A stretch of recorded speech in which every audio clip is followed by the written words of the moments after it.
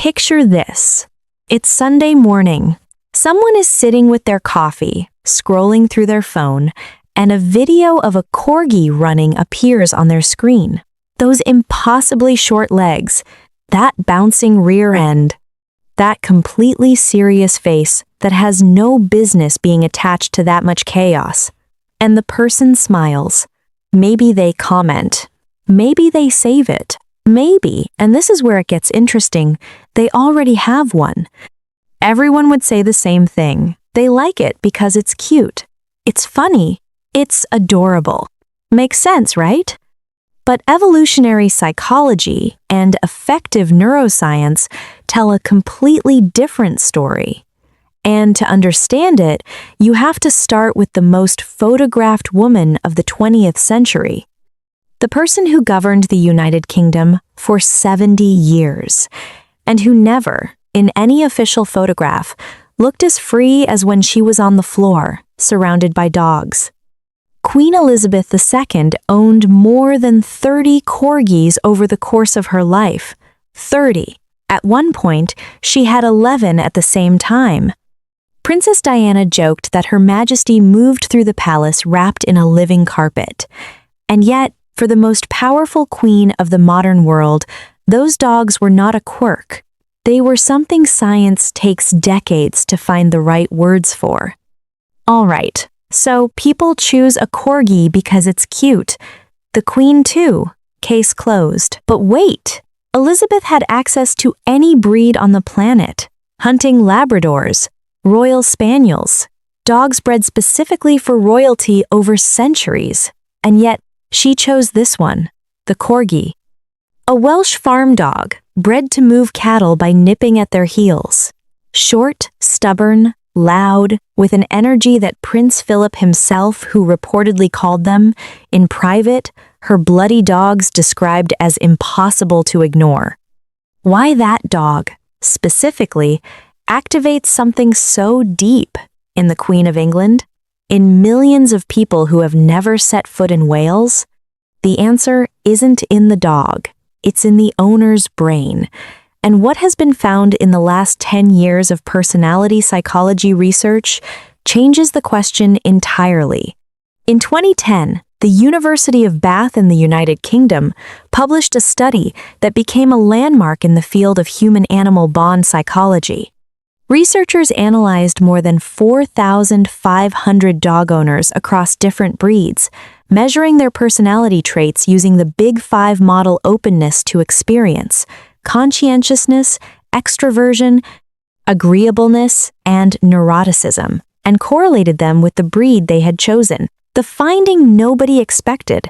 Owners of herding breeds dogs like the Border Collie, the Australian Shepherd, and yes, the Corgi scored systematically higher on two specific dimensions: conscientiousness and openness to experience. But that wasn't all.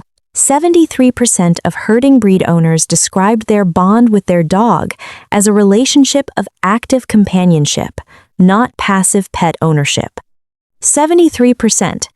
Nearly 3 out of every 4 people. That's not a trend. That's a pattern.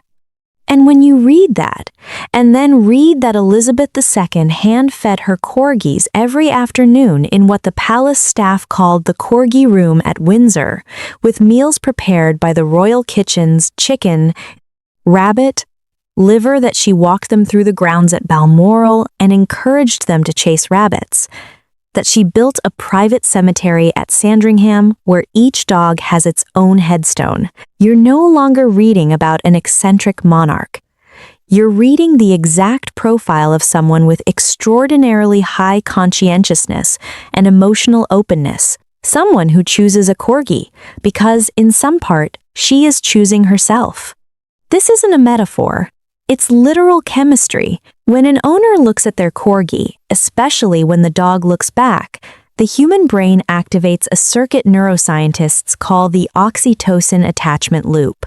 Oxytocin rises, cortisol drops, heart rate stabilizes, and the brain registers that moment in exactly the same way it would register an affectionate interaction with another human being. Oxytocin rises, dopamine responds.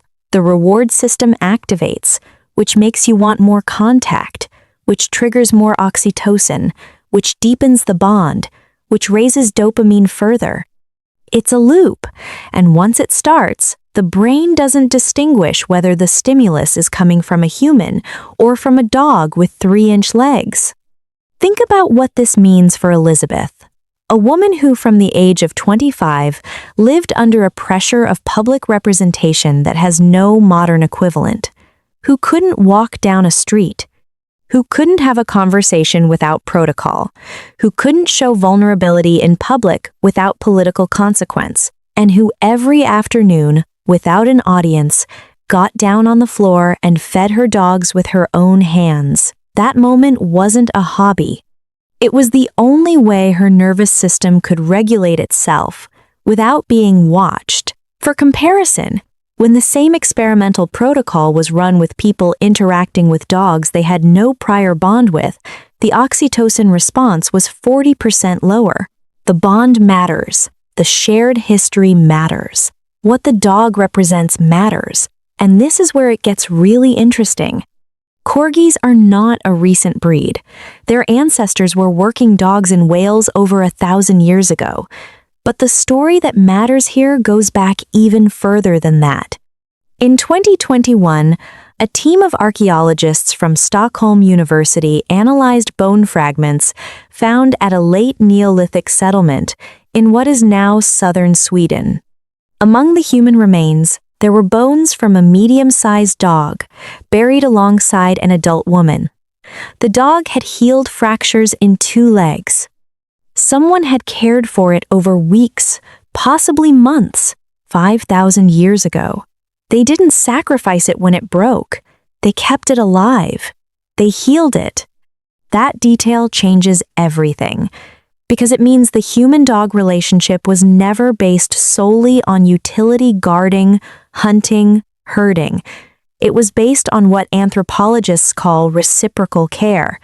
And that reciprocal care triggered documented genetic changes in both species. Domestic dogs carry a variant of the WBSCR17 gene that wolves don't have. A variant associated in humans with Williams syndrome, a condition that produces hypersociability, the tendency to connect emotionally with almost any person or being. Dogs literally evolved a biology designed to bond with us. Now think about Susan, Elizabeth's first personal corgi, a gift from her father, King George VI, for her 18th birthday in 1944. When Elizabeth married Prince Philip in 1947, she smuggled Susan under blankets in the royal carriage so the dog could join them on their honeymoon. When her father died in 1952 and she became queen at 25, Susan was there. When Susan died in 1959, Elizabeth designed a headstone for her at Sandringham. It reads, Susan, born 20th February 1944, died 26th January 1959. For almost 15 years, the faithful companion of the Queen. 15 years of regulated cortisol, of released oxytocin, of a nervous system finding its anchor in the middle of the weight of history. And every corgi that came after, across 70 years of reign, descended from Susan. Each one was, in some way, an echo of that first bond. There is a study almost nobody talks about because the result seems impossible. In 2019, researchers at the University of Vienna published a paper in Animal Cognition in which they measured the physiological stress of dog owners during separation. What they found was this. Cortisol levels in owners rose during separation from their dog at rates comparable to what is recorded in parents temporarily separated from young children. The exact number, an average increase of 28% in salivary cortisol in just 30 minutes of separation. But here is the paradox. When those same owners were asked how they felt during that time, most described mild discomfort, not distress, not a crisis, just a slight unease. The body was responding as if there were an emergency. The mind said everything was fine. This has a name in neuroscience: implicit allostatic regulation. The body learns to depend on an external presence to maintain its equilibrium, without the conscious mind registering it as dependence. And when that presence disappears, the body knows before you do. In September 2022, when Elizabeth II died at Balmoral Castle, palace staff brought Muick and Sandy, her last two corgis, out to the quadrangle at Windsor to witness the funeral procession pass. That image traveled around the world, and what many people felt watching it wasn't sentimentality, it was recognition. The body knows what language doesn't always reach. So, this is no longer about a funny dog with short legs. What we are looking at when we look at Elizabeth II on the floor of Windsor feeding her corgis, or at anyone with a deep bond with an animal, is someone whose nervous system has found an anchor, an external regulator of their own internal state, something that, without words, tells the body, you are home, you are safe, someone knows you. Humans have been outsourcing emotional regulation for millennia to other humans, to rituals, to places, and for the last 14,000 years, to dogs. Elizabeth II made the decision in 2012 to stop breeding corgis. She said she didn't want to leave young animals behind when she died.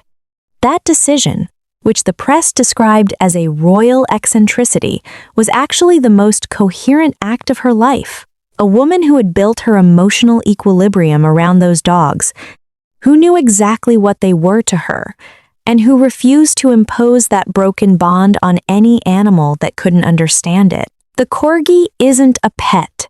It is part of a person's architecture of well-being, and that, as vast as it sounds, is exactly what the data shows. There is one last thing I need you to know, and it might be the most important. Precisely because the bond runs this deep, precisely because the dog functions as a physiological regulator of your nervous system, changes in your corgi's behavior are not moods. They are information. A corgi that suddenly stops eating isn't being difficult. It may be signaling abdominal pain, kidney disease, or in long-backed breeds like this one, the early symptoms of degenerative myelopathy, a neurological condition that affects corgis at higher rates than most breeds, and that, caught early, can be managed. A corgi that refuses to jump, cries when moving, or guards its hind legs, it's not being dramatic. It may be telling you there is something in its spine that needs attention now. A corgi that becomes withdrawn, stops seeking contact, avoids noise, it hasn't lost its personality. It may be in chronic pain or in the early stages of a cognitive condition. Muick, Elizabeth's last corgi, showed signs of depression for more than a year after her death. That's not a metaphor. That is a nervous system that lost its anchor. They don't have language. Behavior is the only way they can tell you something is wrong. Go back to the scene at the beginning. The person on the couch with their coffee, watching the corgi run. What is actually happening in that moment is this: a brain activating its attachment circuit, an oxytocin response lowering the guard and opening contact. The echo of 14,000 years of coevolution between two species that chose each other, a nervous system recognizing, without words, a presence that regulates it. The genetic trace of a shared gene that says, I can trust this being. The memory of someone who healed a dog with 2 broken legs 5,000 years ago and decided it was worth it. And somewhere in that chain, a queen who smuggled her dog under blankets in her wedding carriage because she couldn't imagine that day without her. It's not that you like the corgi because it's funny. It's that the corgi activates something in you that was already there, something very old. Something that not even the heaviest crown in the world could suppress. Do you have a corgi, or have you ever had one? Tell me in the comments what first got you. I want to know if what you describe matches what the science found. And if this felt like a lot, Wait until you see the next video about why herding dogs developed the ability to read human emotions with an accuracy that outperforms chimpanzees. The science behind that is even stranger than you think.